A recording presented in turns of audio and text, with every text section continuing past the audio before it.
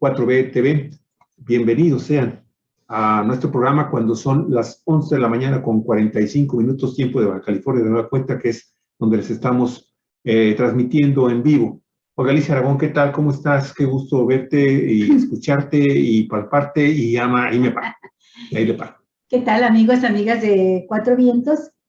Pues muy contenta aquí dándoles casi la hora del Ángelus, que son las 12 del día, ¿no? Cuando cantan el Ángelus.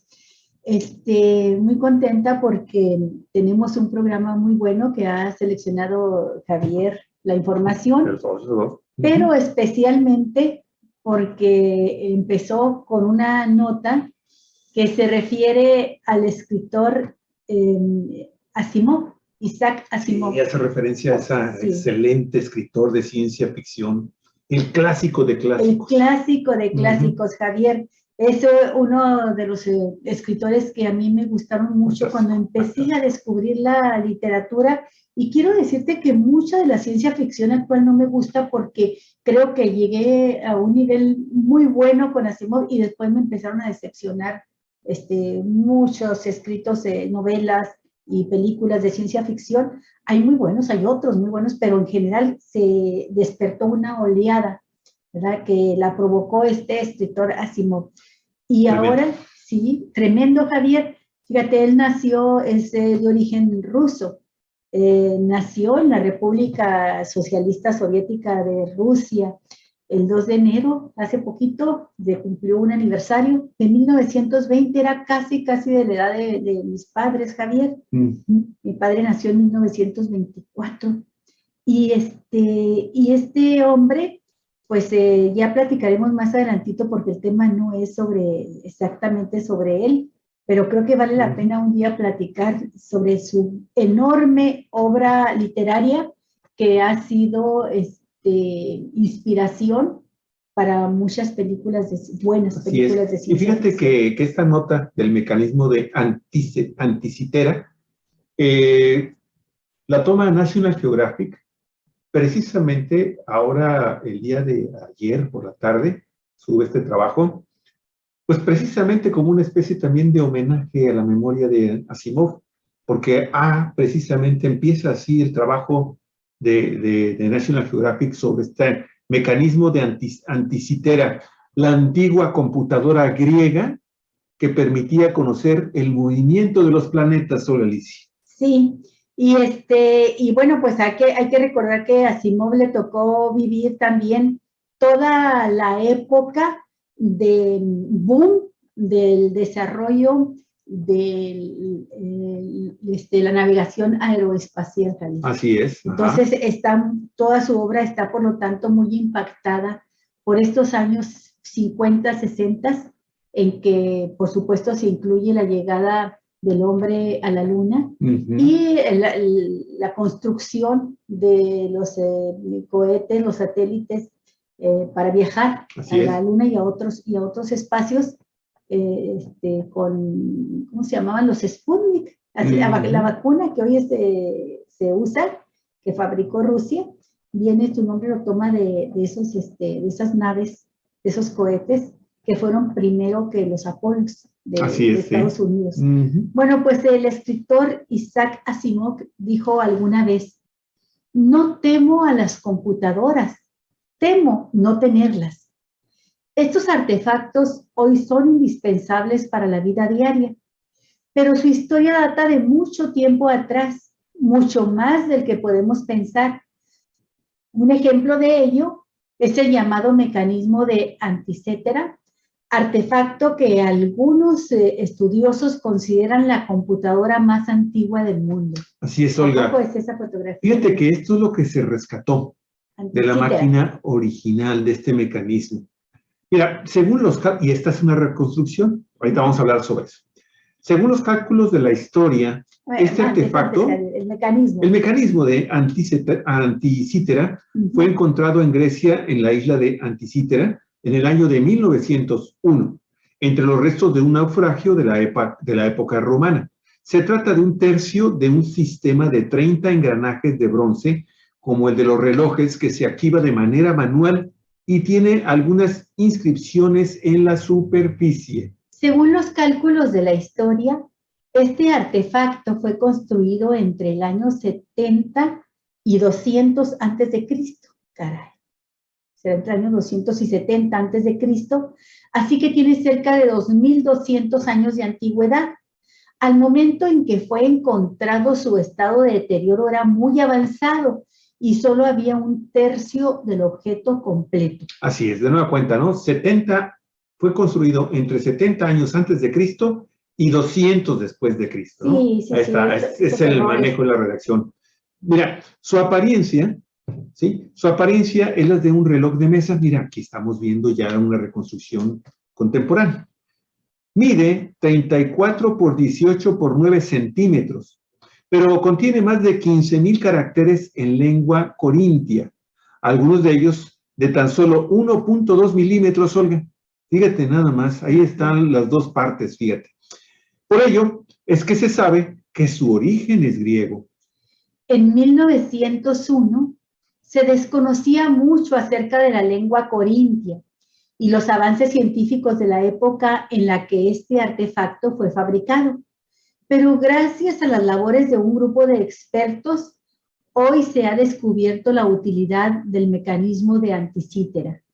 Fíjese, en el año 2021, científicos de la UCL en Ingeniería Mecánica del Reino Unido descubrieron el propósito para el que fue construido este objeto después de armar la parte faltante.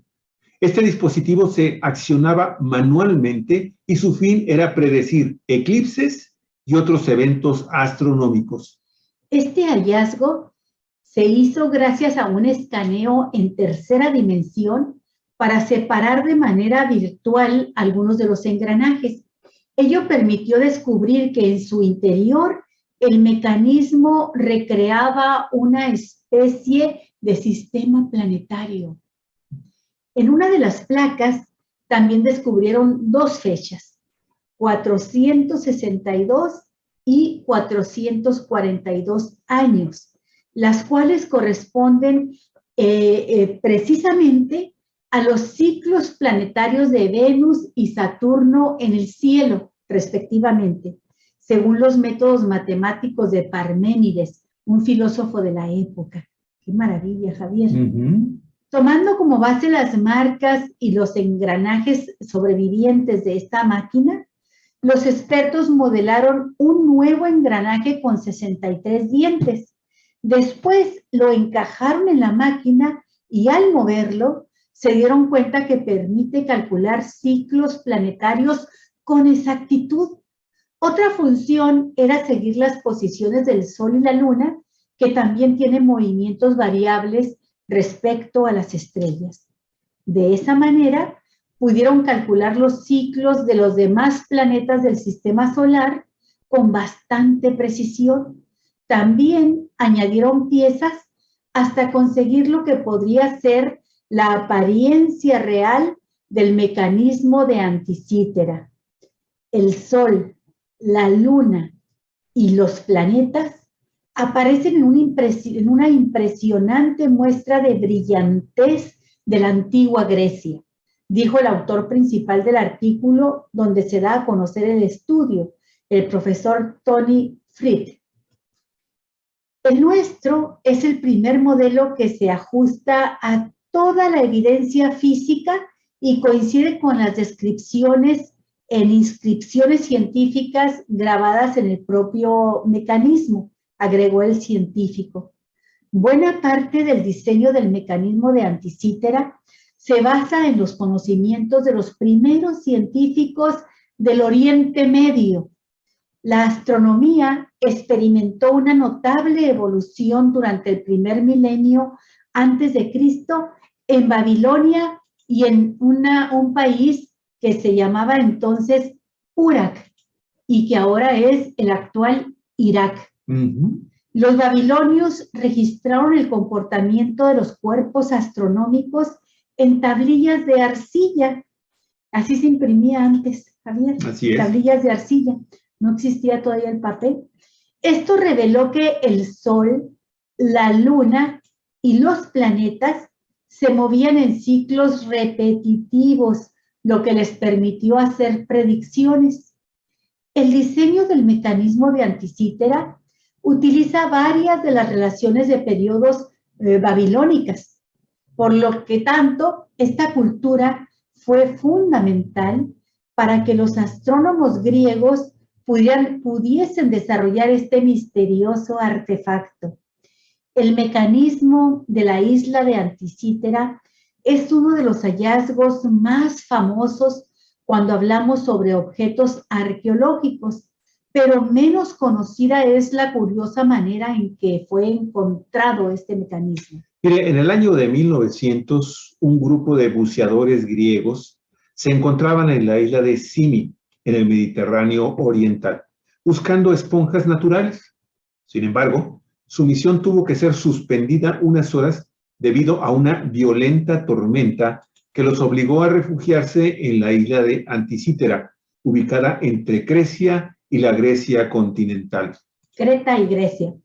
Cuando la tormenta pasó, se sumergieron en las aguas e hicieron un descubrimiento insospechado.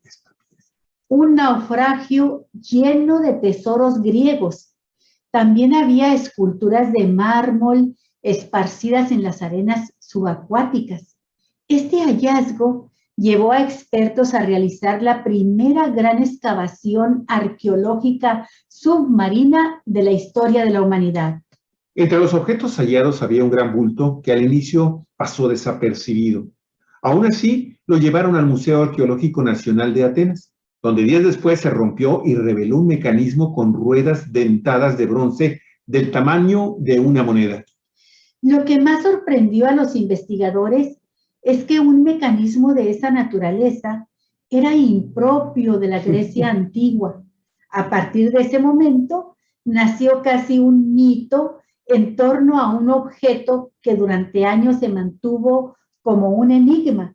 Hasta ahora, Javier, que este equipo de científicos pues lograron no solamente reparar perfectamente todas las partes de este mecanismo, sino construir una pieza faltante de acuerdo a la lógica que tenía, la lógica que llevaba este aparato, y encontraron este descubrimiento extraordinario que significa que 70 años de Cristo o al máximo 200 años después de Cristo, es decir, desde aquellos años, los griegos y los hoy habitantes de Irak ya habían creado una especie de computadora que era mucho más que eso, Javier, porque era un aparato que para la astronomía resulta increíble que pudiese desde aquellos años medir con toda precisión la órbita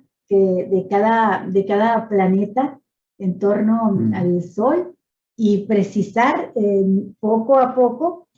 Al principio supieron por los años que tenían inscritos que nada más correspondían a Saturno y Júpiter, pero después vieron que podían obtener toda la información de nuestro sistema planetario completo.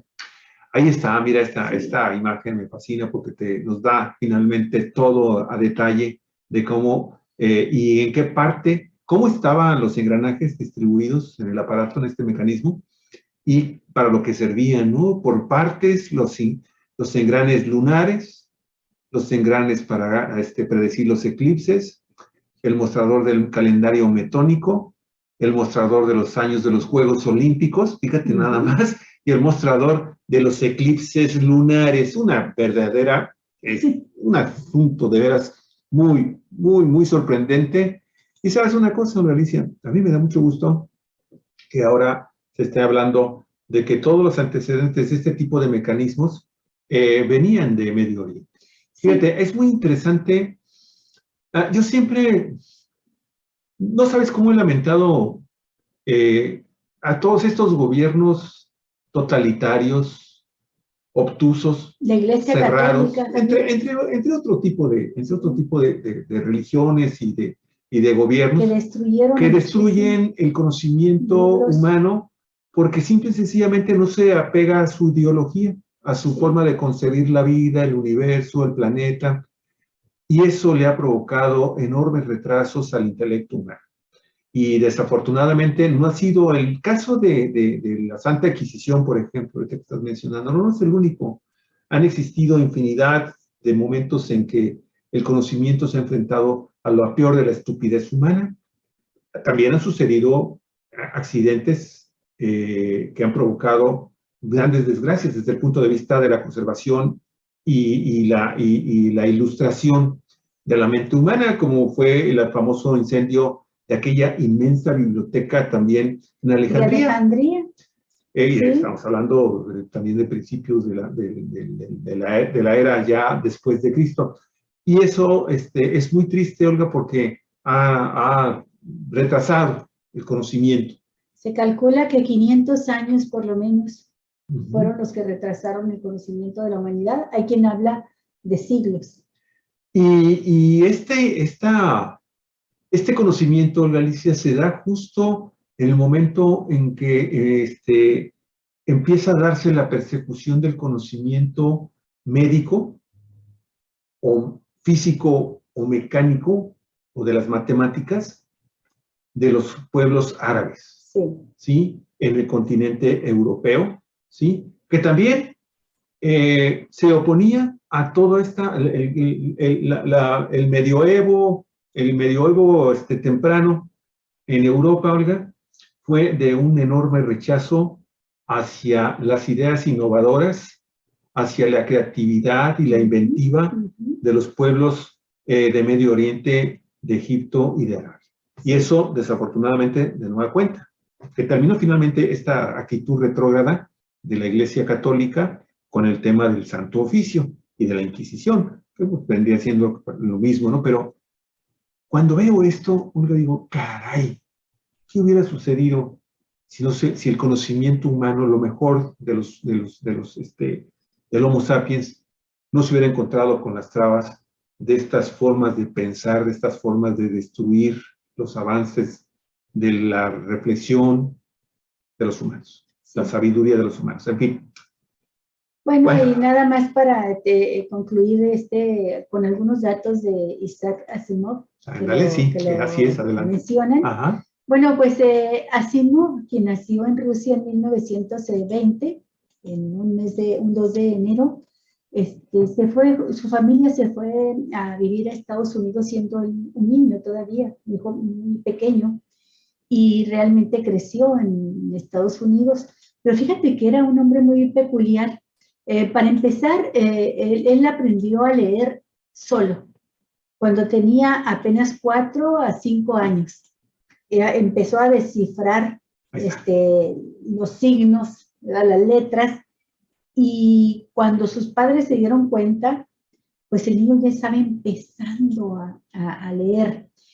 Y empezó a escribir también muy joven, a los 19 años, escribió su primer novela, que tuvo que ver desde el inicio con la ciencia ficción. Él es el autor de una obra famosa que se llama Serie de la Fundación, conocida también como Trilogía o Ciclo de Trantor. Y también de una serie de obras que se condensan en lo que se conoció el Imperio Galáctico. Y más tarde combinó también varios libros que se convirtió en una serie sobre libros de robots. Así es que casi todas las películas que vemos ahora de inteligencia artificial, de robótica, tiene que ver con la obra de Isaac Asimov. Isaac Asimov tiene una personalidad muy peculiar. Se dio cuenta él, por ejemplo, solito, de que tenía un terror enorme a volar, fíjate. En toda su vida dicen que únicamente se subió a 2 aviones, ¿verdad? Y sin embargo, por lo que él aportó en sus libros de ciencia ficción y que los documentaba perfectamente desde el punto de vista científico, en 1981 un asteroide fue nombrado con su nombre. El asteroide 5020 que lleva el nombre de Asimov, en honor a este gran escritor que en sus estudios profesionales no fueron las letras. Él estudió bioquímica, quería ser médico y ¿qué crees, Javier? Lo rechazaron de la universidad no pasó el examen de admisión. Fíjate cuántas veces sucede que verdaderos genios, Newton, Einstein, resultan que los exámenes, Einstein, por ejemplo, reprobaba matemáticas. Y fíjate, son unos genios.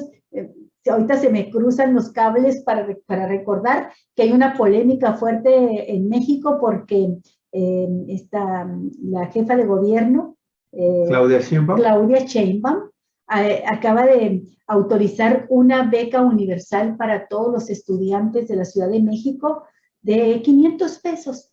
Pero quienes hemos vivido una infancia de limitaciones, sabemos que 500 pesos es la diferencia entre tener o no tener para el pasaje, o para comer, ir desayunado ese día a la escuela, ¿no? Entonces hay una polémica porque dicen que solamente se le deben dar becas a aquellos que son alumnos de excelencia, y resulta que grandes genios, como los que tú mencionaste, y en este caso también Asimov, en su momento fueron rechazados de las escuelas, ¿no?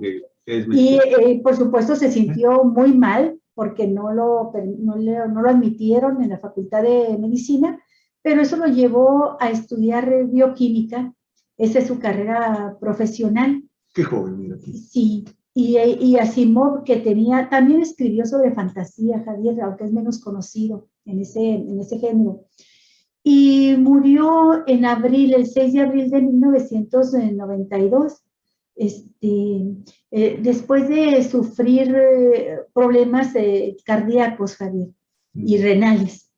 Y su familia no quiso que se pusiera un dato que ya después se conoció, que salió bien de las cirugías, pero finalmente murió porque por una negligencia médica, que en una transfusión de sangre le pusieron sangre contaminada de VIH, el del SIDA. El virus que provoca la inmunodeficiencia adquirida. Así murió Asimov, a una edad ya que le permitió, pues yo creo, lograr muchos de sus sueños en la vida, Javier. Pues qué bueno, Olga Alicia, que rescataste estos datos para complementar la nota de este mecanismo de anticitera, que definitivamente nos marcan de estas pautas para poder hacer algunos comentarios, Olga, de cosas que, pues, de alguna forma, yo creo que a los millennials y a toda la generación millennial, pues, los pone también en su lugar, ¿no? Que no se crean demasiado. Que no crean que el mundo nació con ellos, ¿no? Hace casi 2000 años ya existían mecanismos que te podían ayudar, que operaban prácticamente como si fueran computadoras, que te ayudaban a predicar eclipses solares, a ubicar el tiempo y los calendarios con enorme exactitud. El tiempo en que da la vuelta al Sol un planeta, todos los planetas. Gran homenaje para un hombre extraordinario, un ruso extraordinario. Ok. Bueno, pues vamos a la siguiente nota que ya nos aterriza aquí en nuestra realidad, Javier. Ya es lo tradicional. Pero que no podemos pues cerrar los ojos a esta realidad, al contrario, hay que tener muy abiertos los ojos y mucha visión y análisis crítico de la realidad.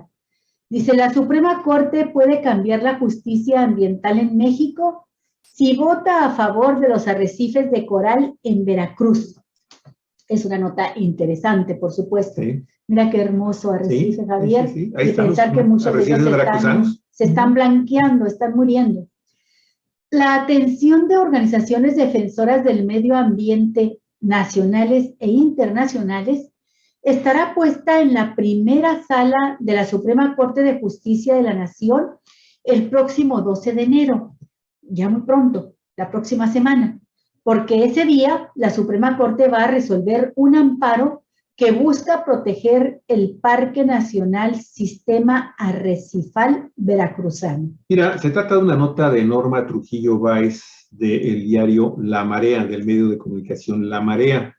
Dice también que el recurso de amparo se presentó por el Centro Mexicano de Derecho Ambiental, conocido como CEMDA, en el año de 2016, en contra de la ampliación del puerto de Veracruz. Y que esto es muy importante para lo que está sucediendo ahora con este tema, de este amparo.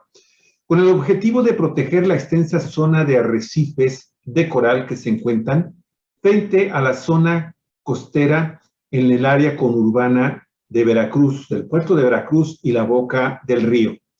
Después de varios reveses en tribunales del Poder Judicial, el recurso legal llegó en 2021 a la primera sala de la Corte y el ministro José Luis González Alcántara Carrancá formuló el proyecto que será sometido a la votación de las y los ministros el próximo día 12.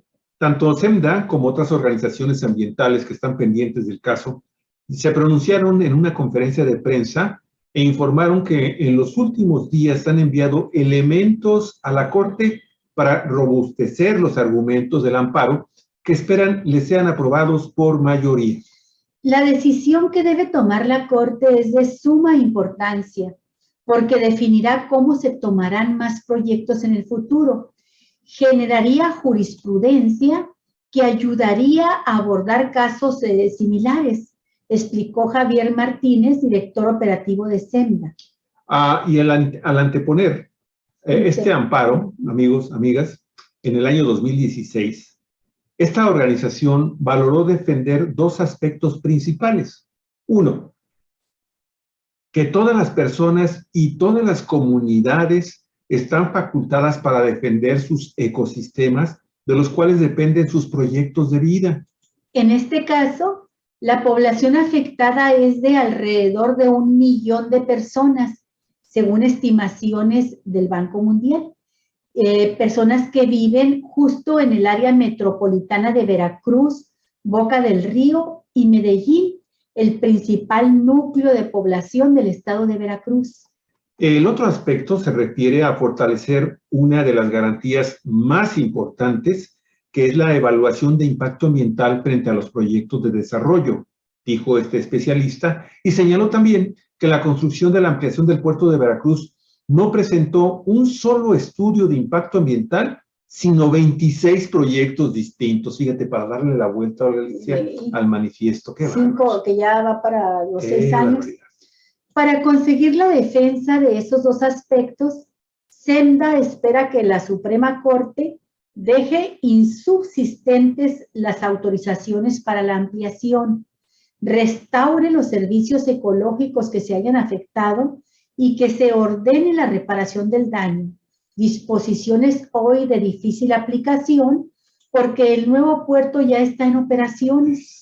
De hecho, hace 1 año arribó el primer barco al nuevo puerto, por lo que entonces estaríamos en un dilema. Así es, Olga. Eso es fíjate qué interesante, porque al final está algo realmente siempre, ¿no? Impresionante. Primero hacen el 2016. Enrique Peña Nieto y sus secuaces. Así es. ¿Sí? Haciendo de las suyas, Olga Alicia. Evadiendo el tema ambiental, del daño ambiental, y de hacer el proyecto finalmente sustentable en común acuerdo y asesorándose con especialistas de todo tipo que estaban dispuestos a apoyar incluso el proyecto, pero adecuándolo siempre a la protección de esta belleza, Olga Alicia, de estas bellezas que hemos estado observando en el transcurso de la lectura de esta nota. Evadiendo el manifiesto, pero poniendo 26 proyectitos, ¿no? Ahí voy poco a poquito, como sí. me has contado ese tema de ese hombre que te dijo, ese político que te dijo, ¿me puedo comer yo un elefante? Sí. Bueno, pero no me lo voy a comer de un solo tirón. Me lo voy a comer de a poquito a poquito. Sí, empiezo mordisqueando las orejitas, la tronquita, y claro que yo me puedo acabar la colita. ¿Y qué sucedió? 6 años después ya está el puerto de Veracruz, el nuevo puerto de Veracruz funcionando. O sea, y ahora el problema para los ministros de la Suprema Corte de Justicia es, si dan el amparo, ¿qué va a pasar? ¿Qué efectos legales y operativos tendrá esta decisión si dicen sí, damos el amparo? Y yo espero que ahora si dan el amparo, los mismos ministros digan lo que se tiene que hacer con lo que ya se hizo, Olga Alicia, sí, con ese nuevo puerto.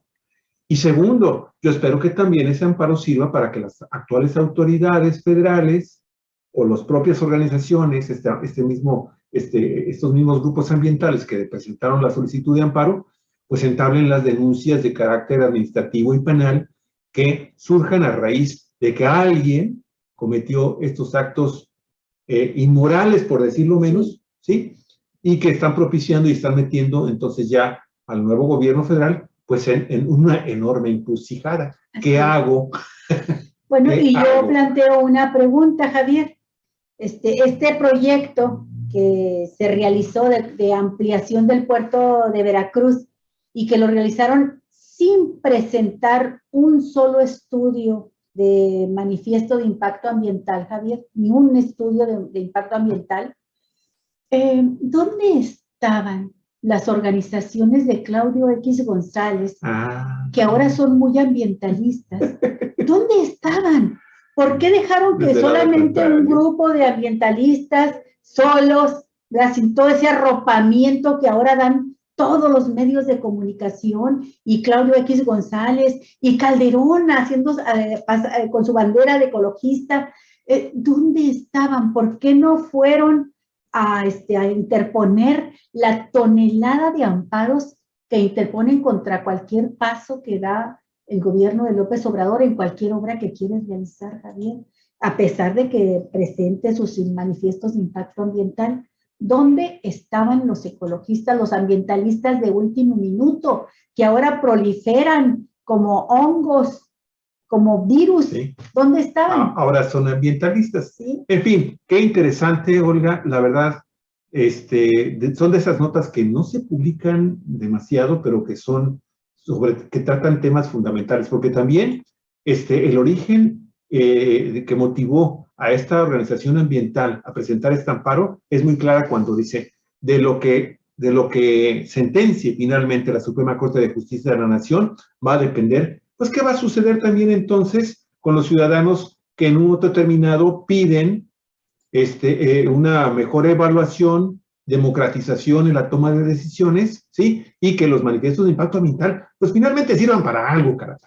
Sí, porque la otra cuestión, Javier, como lo vimos, lo comprobamos aquí en Ensenada, es que primero realizan la obra, causan el daño y después, si mucho, piden alguna disculpa o buscan cómo ajustar la ley a lo que ya hicieron para no verse fuera de la ley.